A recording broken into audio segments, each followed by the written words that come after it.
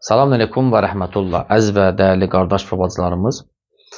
Bismillahirrahmanirrahim. Elhamdülillahi Rabbil alemin. Və sallallahu ala seyyidina və nəbiyyina Muhammed və ala alihi tayyibinə, tahirinəl, ma'suminəl, muntəcəbin. Xoş gördük sizləri. Əhl-i Beyt əleyhimussalatu və salam aşiqləri. Mübarək İmam Rıza əleyhissalatu və salamın əzəmətli məhzərindən hər birinizə salam dualarımız var. Və Allah'ın veririk Muhammed onun pak əhl-i beytinə sizli bizi hamılarımız ağamız başda olmaqla nurlu İzzətullah'dan əta eləsin inşallah. Daimi hər cəhətdən, hər an üçün inşallah. Bugünkü dərsimiz, bəhsimiz Ömrün Meyvəsi kitabındandır. Müəllif də Muhammed Reyşəhəridir. Və bu gözəl kitabın inşallah Allah'ın izindən səmərəsindən istifadə edəcəyik. Sizin xidmətinizə bunu inşallah çatdıracaq. Mənim fikrimcə, yəni özümün götür qoyuma əsasən bu kitabı iki yerə bölürəm mən. Giriş, müqəddimə, ikincisi də onun mahiyyəti, mətləbləri. Əvvəla girişdə həmişə hər bir kitablarda olduğu kimi adlı bir girişdir, müqəddimədir, amma mətləbləri çox genişdir. Mən elə öz müzakirəmizə başlamaq istəyirəm.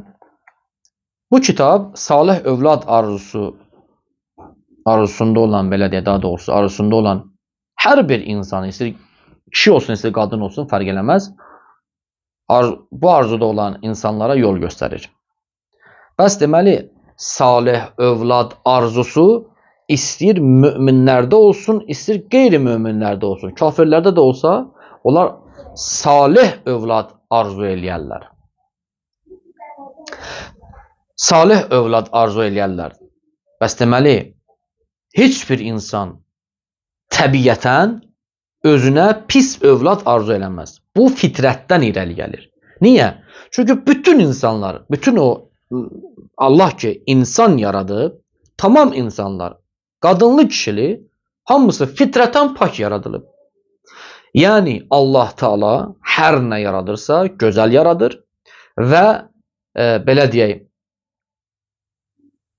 onun üçün zəminə də yaradır ki, o məxluqat orada yaşayan zaman, orada həyat sürən zaman həm çətinliyə düşəndə çətinliyini aradan aparsın, bərtərəf eləsin, həm də yaxşı zamanlarda, yaxşı belə deyək, əhval-ı ruhiyyədə yaşayanda bütün bu keşməkeşli həyatını və Allah'ı yaddan çıxartmasın. Onun üçün Quran-ı Kərimdə biz belə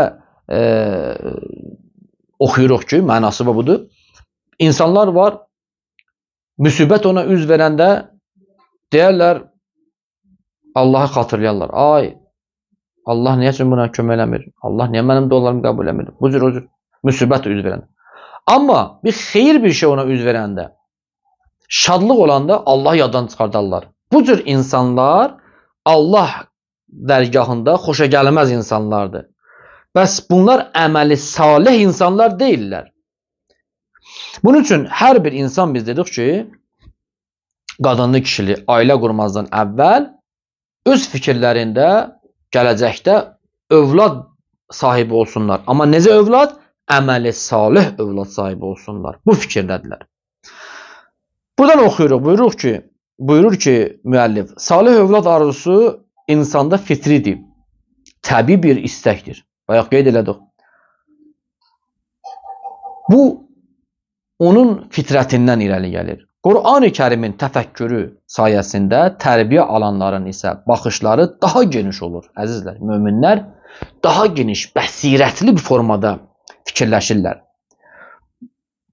Bu bəsirətli fikirləşmək mömin ailələrində, övladlarında özlərini göstərir. Allah sizə bizim hamılarımıza izzət versin. Esselamu aleykum və rəhmətullah.